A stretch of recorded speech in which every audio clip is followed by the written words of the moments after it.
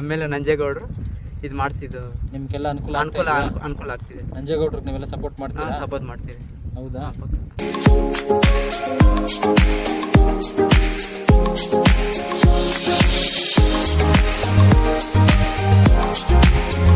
ఈ రోడ్డు వచ్చేసి మేము చిన్నోళ్ళకి పారెడతా ఉన్నామన్న.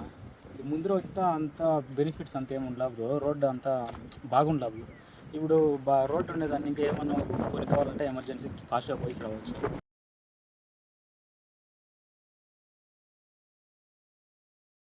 ಮೊದಲು ಓಡಾಡೋಕ್ಕೆ ಆಗ್ತಾ ಇರಲಿಲ್ಲ, ಬರೀ ಜಲ್ಕಲ್ಲೇ ಇದ್ದಿದ್ದು. ರೋಡೇ ಇರಲಿಲ್ಲ. ಮತ್ತು